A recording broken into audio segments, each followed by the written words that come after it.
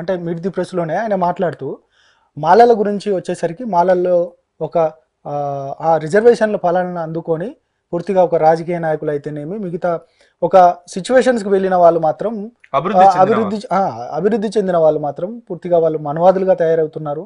ఇక వారు అసలు ఎలాంటి దళిత అంటే అంబేద్కరిజం అనేది వాళ్ళ లోపల లేదు, వాళ్ళ ఒక దేశద్రోహులుగా అంటే దేశభక్తులు కానే కాదు అనేది ఆయన పాయింట్ ఆఫ్ వ్యూలో నిన్న మాట్లాడారు. దీన్ని ఎట్లా చూస్తారు? ఒక సామాజిక ఉద్యమానికి 30 సంవత్సరాలుగా నాయకత్వం వహించి కేవలం మాదిగల కోసమే కాకుండా ఈ సభ్య సమాజం ఎదుర్కొంటున్న అనేక సామాజిక ఉద్యమాలకు ఆయన నాయకత్వం వహించిన వాడు. వారంటే నాకు వ్యక్తిగతంగా చాలా గౌరవం. అట్లాంటి ఒక పెద్ద మనిషి, ఎంతో సామాజిక స్పృహతో పనిచేస్తున్నటువంటి ఒక పెద్ద మనిషి, మరి అలా మాదిగలలో ఎదిగొచ్చినటువంటి మేధావులందరూ కూడా మనువాదులే. మాలల నుంచి ఎదిగొచ్చిన మేధావులంతా కూడా మనువాదులే. మాలల్లో ఎదిగొచ్చిన మేధావులు దేశభక్తులు కాదు, దేశద్రోహులు అనే విధంగా అది చాలా పెద్ద అభ్యంతరకరమైనటువంటి అభిప్రాయం. అలా మాట్లాడడం ఏ సభ్య సమాజం కూడా అంగీకరించదు. నేను ఈ సందర్భంగా వారికి తెలియంది కాదు, కానీ సమాజానికి తెలియాలి కాబట్టి కొన్ని వాస్తవాలను సమాజ దృష్టి తీసుకుపోదలుచుకున్నా. కృష్ణన్న తెలంగాణ ప్రాంతానికి సంబంధించిన వాడు, వరంగల్ జిల్లా వర్ధనపేట ఆ ప్రాంతానికి సంబంధించిన వారు నిజంగా ఈ భారతదేశ సామాజిక ఉద్యమాలలో ఒక నూతనత్వాన్ని తీసుకొచ్చినటువంటి ఒక గొప్ప మహనీయుడు. నేను అందుకు వారిని ఎప్పుడు గౌరవిస్తాను. ఎందుకంటున్నానంటే ఈ దేశంలో ప్రజా ఉద్యమాలు నిర్మించాలనంటే డబ్బులన్నా ఉండాలి, లేకపోతే కులబలం అన్నా ఉండాలి. ఇవి రెండు తప్ప, ఇవి రెండింటితో సంబంధం లేకుండా ఈవెన్ కొన్ని సందర్భాల్లో సామాజిక ఉద్యమాలు నిర్మించాలంటే మేధావి ఉండాలి, లేకపోతే బాగా చదువుకున్నవాడు అయి ఉండాలనేటువంటి ఇట్లాంటి వాదనలు, ఇట్లాంటి థియరీ చాలా ఉన్నా వాటన్నిటిని తలదన్ని వాటన్ని అవసరం లేదు.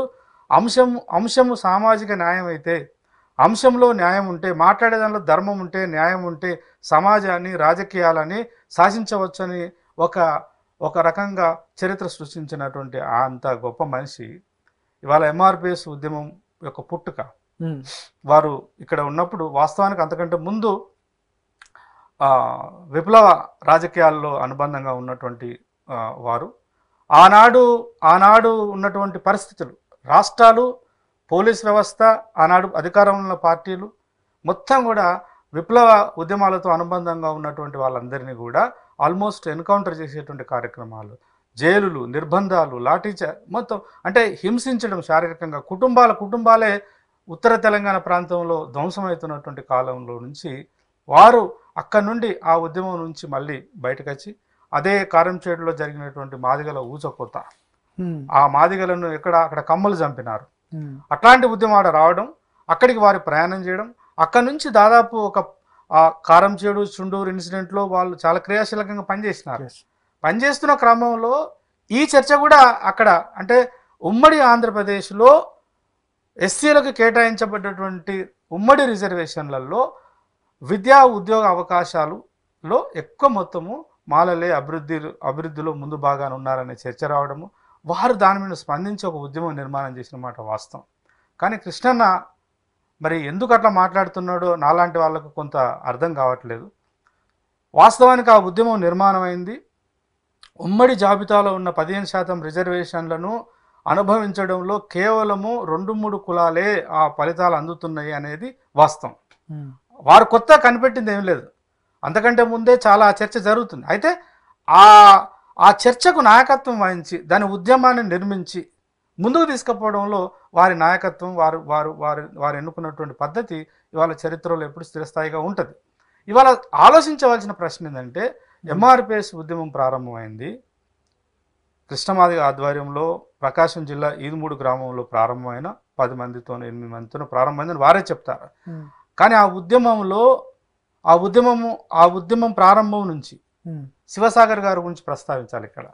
శివసాగరు ఈ రాష్ట్రంలో అంటే పశ్చిమ బెంగాల్లో స్టార్ట్ అయినటువంటి నక్సల్బరీ ఉద్యమంలో అక్కడ చారు మజుందారు కానిస్టేనియాలు ఎంత గొప్పగా చూస్తారో నక్సలైట్ ఉద్యమంలో ఇక్కడ శివసాగర్ని మనం అంత గొప్పగా నేరుగా చూసేది సమాజమే గుర్తించింది. అట్లాంటి ఒక శివసాగరు కృష్ణన్న వెనుక ఉండి దాని సైద్ధాంతిక దానికి అనేక రకాల సపోర్ట్ చేసినవాడు. సరే, ఈ దేశంలో మనం మనుషులుగా ఏ సామాజిక వర్గంలో పుట్టాలని మనము మనం అనుకోని రాము, అది యాదృచ్ఛికంగా జరిగేటువంటి ఒక ప్రాకృతిక సంఘటన. ఎవరు ఏ కమ్యూనిటీలో పుట్టారు అనేది కాదు, పుట్టిన తర్వాత నేర్చుకున్న జ్ఞానము, తను అనుభవంలో నేర్చుకున్నటువంటి ఆలోచన సమాజంలో ఎటువైపు నిలబడతారు అనేది ప్రశ్న. అట్లా మాలలంతా మనువాదులు అయితే ఇవాళ శివసాగర్ ఉద్యమానికి అండదండగా లేరా? కల్లెగురు ప్రకాష్ సాహిత్యాన్ని ఒకసారి పరిశీలించండి. అంతెందుకు ఎంఆర్పిఎస్ ఉద్యమం ప్రారంభమైనప్పుడు అది ఉద్యమం అక్కడ ప్రారంభమై మొత్తం ఉమ్మడి ఆంధ్రప్రదేశ్కు విస్తరిస్తున్నప్పుడు దానికి కన్వీనర్గా పనిచేసింది విప్లవకారుడు, సమాజహితం కోసం పనిచేసిన మాన్యులు గద్దరన్న కాదా? అంతెందుకు ఆనాడు కారంచేడులో, నేను ఇవన్నీ ఎందుకు ప్రస్తావించవలసి వస్తుందనంటే, కారంచేడులో మాదిగల మీద దౌర్జన్యకాండ చేసి ఊతకోత కోస్తే అక్కడ మాదిగ సోదరులు ప్రాణాలు అర్పిస్తే ఆ ఉద్యమానికి ఏం ఆలోచించి కత్తిపద్మారావు, అప్పటికైనా ప్రిన్సిపాల్, సంస్కృత కళాశాలలో ప్రిన్సిపాల్గా పనిచేస్తున్నాడు, ఆయన ఏం ఆశించి ఆయన ఒకరు మనుమారు అయితే మరి అక్కడ ఉద్యమ నిర్మాణం దళిత మహాసభ ఎందుకు పెడతాడు? అంతేందుకు హైదరాబాద్లో అప్పటికే హైకోర్టులో పబ్లిక్ ప్రాసిక్యూటర్గా పనిచేస్తున్నాడు, అప్పటికే హక్కుల ఉద్యమాలకు నాయకత్వం వహిస్తున్నాడు బొజ్జా తారకంగా. మరి ఆ యొక్క దాన్ని కూడా త్యాగం చేసినాడు కదా. అక్కడ బాధితులు అంతా ఒకటే, తరతరాలుగా అంటరానితనానికి గురవుతూ అవమానాలు భరిస్తూ అనేక రకాలైనటువంటి అవమానాలతో ఎదగడానికి ప్రయత్నం చేస్తూ ఆత్మగౌరవ పోరాటాలు నిర్మించే క్రమంలో అటు మాదిగల పైన దాడులు జరిగినప్పుడు కావచ్చు, మాలల మీద దాడులు జరిగినప్పుడు కావచ్చు, మరి కత్తిపద్మారావు మనువాద అవుతాడా, బుజ్జతారకం మనువాద అవుతాడా, గద్దరన్న మనువాద అవుతాడా, లేకపోతే కలెకూరు ప్రసాద్ కూడా మనువాద అయిందా, శివసాగర్ కూడా మనువాద అయింది? అంతెందుకు ఇవాళ ఒకవేళ అన్నట్టు కృష్ణన్న అన్నట్టు కనుక మాలలంతా మనువాదులైతే ఉత్తర భారతదేశంలో నిన్న ఇచ్చినటువంటి భారత్ బంద్ విషయంలో ఉత్తర భారతదేశంలో అట్టుడిగినట్టు హైదరాబాద్ తెలంగాణ అట్టుడిగిందా? అంటే మాలలలో తెలంగాణలో ఉన్నటువంటి మాలలు కావచ్చు, ఆంధ్రాలో కొంత ఇక్కడితో పోల్చుకుంటే కొంచెం అక్కడ ఎక్కువ ప్రభావం చూపించినట్టు కనబడుతుంది మీడియాలో చూస్తే. బట్ అయినప్పటికీ నేనేమంటున్నా అంటే, మాలలు మనువాదులు అయితే నిన్న హైదరాబాద్ దిగ్బంధమయ్యేది. అలా కాలే కదా. ఆలోచిస్తున్నారు.